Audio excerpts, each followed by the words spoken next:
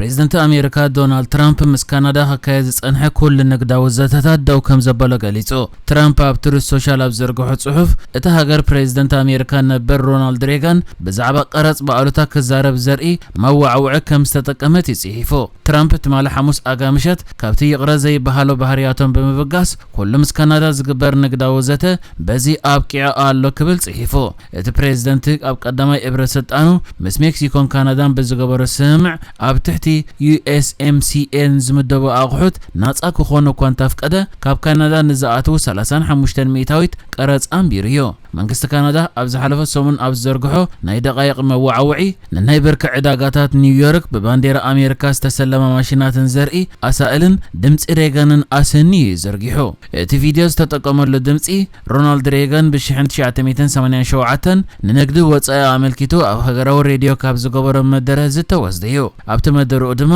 ሓደ ሰብ ኣብ እትዋት ወጻኢ ቀረጽ ንሰልዕ ክብልን ከሎ ከምዝ ንፍርያት አሜሪካን ዕዮታትን ንምሕላው ጀግንነት ዝገብር ዘሎ ከመ سلي خليو حد غزي كن كسرح يخليو انت خونه نحصير اوان طرايو يخون بر كمزز امسل نغداو عنقفاتات ابنوح غزي نفس وقف امريكاوي سراحتኛ كومون تتقام زغوديو لعل قرص مسلع هاجرات حنك فديا زغبرن برتع نغداو كينات ملعلو زي ترفنيو عداغاتات يحمق تكالات نغدن اندسترياتن يعصو مليونات دما سرحهم يسئنو يزبل ابتمست فيديو استسني صحف قدام مينستر اونتاريو داك فورد انصار أمريكا بالعلا كندا تنبرو زلا قرص مخاد اي قارصنا لنا كبل يصحفو رونالد ريغان فاونديشن اب تويتر اب زرغحو صحف منግስት كندا نتبزعوا قرص زغلص زرب ريغان مرص دمصن فيديون كمستتقم يغليصو منግስት كندا نت مغلصيتات نمتقامن نمتعن فقاد اي حاتتن اي تقبلن ونكبل اتي ناي رونالد ريغان فاونديشن صحيفلو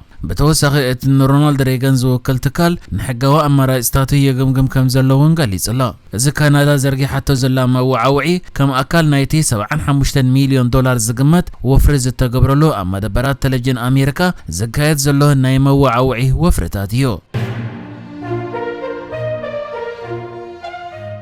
انتي سدتنياتات حزاز النبرات جالبا ابغماغم بحر تونيزيا بمتحلا حصانات زركبوم لعلي 4 سدتنياتات كم زموتو سمزته هاجر حبيرم اتنا باوروبا كتسغر زفتن جالبا 7 سدتنياتات صعينا مباراون اتحبريتا يملكت حدا بعل سلطان تهاجر كم زبلو كلهم كاب هاجرات تحت الصحراء افريقيا زمص خوينم حيال عشالات زركبوم يميلو كابتت مال ربع زغاطم حدغا اسا 37 دحينم كم زلو تفليطلا متحال نايتا جالبا ابز عمت ابت بحر كاب زغاط متماسسل تحدغاتات اتزغف مخانو يغلص الله ابز حلف عربي كاب ليبيا نا اوروبا كسغرو زفتنو بوزحات سدتنياتات كم زموت يذكر اتحدغا اب كباب نايتا بوزحات ايرتراويان سدتنياتات زحلقولا دسيت لامبيدوسا ياغاطيمو تقمتي قزح اوروبا نا غدد قدم ممصو سدتنياتات بزي وحسات جلابو كسغرو زقرادمو ورح مخان زفلط كوينو بسمك دما بوزحات قدايات متحال كخون يرايم اب كلتا شحن 23 طراي لعل كلتا 110 شح سدتنياتات بماكلاي مسمر نايت بحرين اب اوروبا كسغرو كم زفتنو صبصبات ودو حورات هاجرات يردو لعلي 3 شح كابون بحلوا بحري زتفلالي هاجرات تتحيزم نابز مصول جماجم بحر افريقيا كم استملسون اتصبصابي تقس سمز تونيزيا نز حجا غاطيم زلو حدغا نمصراي مرمرا كم زجمرو افليطم الله تونيزيا كاب ليبيا قصيلا بوزحات افريقاوያን ስደተኛታት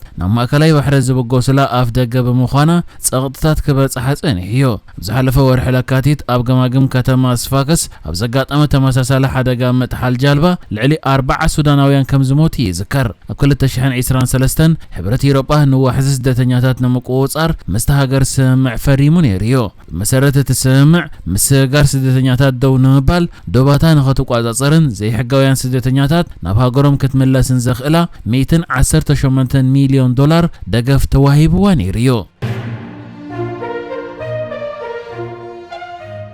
لعلو سبسلطان منግስት فدرال ኢትዮጵያ ወታደራውያን አዘዝቲ ሰበስልጣን ክልል ዓፋርን ኣብ ተቃዶብ ኤርትራ ተረከብ ስትራቴጂካዊት ከተማ ቡሬ ከም ዝበጽሑ ተሓቢሩ ነዘመጽሐ መልክታ ጀርመናዊት ማዕከን ዜና ዶቼ ቬለ ዘርጊሓቶ ኣብ ዘላ ዜና لعلو سبسلطان فدرالዊ መንግስት ኢትዮጵያ ወታደራውያን አዘዝትን ሰበስልጣን ክልል ዓፋርን ኣብ ተቃዶብ ኤርትራ ተረከብ ስትራቴጂካዊት ከተማ ቡሬ ከም ዝበጽሑ ካብዞም ናብ ከተማ ቡሬ ዝበጽሑ لعلو سبسلطان መንግስት فدرال ድማ ናይ ቀረባ ኣማኸርቲ ቀዳይ ሚኒስትር ኢትዮጵያ አብይ አሕመድ ከም ዝርከብዎም ገሊጻላ። ብመሰረት ጸብጻብ ናይዛ ማዕከን ከኣ ኣብ ዝዋን ዋና ኣማኻሪ ኣብ ጉዳያት ምብራቕ ኣፍሪቃ ቀዳይ ሚኒስትር ኢትዮጵያ አብይ አሕመድ ዘሎ ጌታቸው ረዳ ከምኡውን ዋና ዳይሬክተር ሃገራዊ ኣገልግሎት ስለያን ጸጥታን ኢትዮጵያ ሬድዋን ሁሴን ላዕለዎት ወተሃደራውያን ኣዘዝትን ሰበስልጣን ክልል ዓፋርን ኣብቲ ኣብ ቡሬ ዝገበርዎ ዑደት ዛዚሞም ሎሚ ፍርቂ መዓልቲ ናብ ርእሰ ከተማ ክልል ዓፋር ሳመራ ከም ዝተመልሰውን ገሊጻላ። ቡሬ ኣብ ዶባት ኢትዮጵያ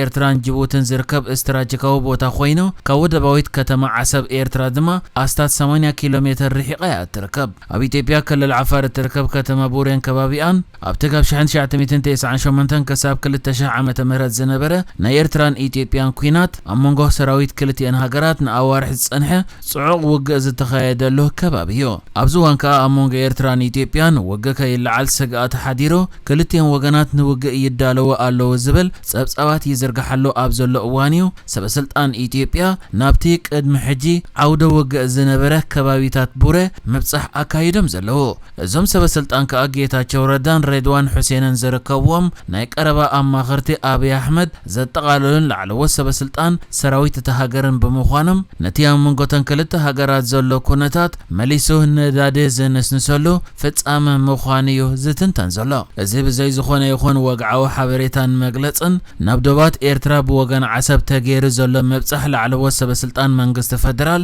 ዕላምኡ እንታይ ምዃኑ ዝርዝር ሓበሬታ ዘይወፀ ዘሎ ኮይኑ ናብ ሰመራ ርእሰ ከተማ ክልል ዓፋር ምስ ተመለሱ ኸኣዮም ብመንገዲ ጀርመናዊት ማዕከን ዶይቼ ቬለ ዕላዊ ክኸውን ክኢሉ ዘሎ። እቲ ንዚ ሓበሬታ ነታ ማዕከን ዝሃበ በዓል ስልጣን እውን እቶም ላዕለዎት ሰበስልጣን ምስ ተመለሱ ሓበሬታ ዝሃበ ኮይኑ ዝርዝር ተወሳኺ ሓበሬታ ክህብ ድማ ፈቃደኛ ከም ዘይኮነ ይገሊጹ። እዚ ከምዚ ኢሉ እንከሎ ድማ ብመንግስቲ ኢትዮጵያ ተፈቒድሎም ኣብ ክልል ዓፋር ኣንጻር ኣብ ኤርትራ ዘሎ መሪሕነት ብረት ዓጢቖም ዘለዉ ዲሞክራሲያዊ ውድብ ቀይሕ ባሕሪ ዓፋር ዝተባሃለ ተቃዋሚ ጉጅለ ንኣስታት 3 ኣዋርሕ ከሰልጥኖም ዝጸንሐ ሓይልታት መሪቑ ምህላው ዕላው ገይሩ። መራሒ ናይቲ ውድብ ኢብራሂም ሃሩን ምዕላም ናይቶም ሓይልታት ነቲ ጉጅለ ሓደ ስጉምቲ ንቕድሚት ኢሉ ክገልጾ እንከሎ ኣብ መጻኢ ድማ ሓይልታቱ ናይ ባሕሪ ሓይልታት ዘጠቓለሉ ከምኡ ድማ ኣብ ፖለቲካውን ወተሃደራውን መዳይ ዝሓየሉ ኮይኖም ክቐርቡ መደብ ከም ዘለዎም ሓቢሩሎ። እቲ ውድብ ሓደሽቲ ኣባላት ወተሃደራት መሪቑ ኣብ ዘለወሉ እዋን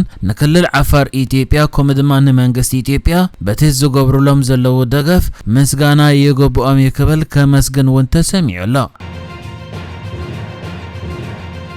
ንሕጂ ዝተዳለወ ዜናታት እዚ ነይሩ። ብካልእ ክሳብ ንራኸብ ሰላም ንዓኹም።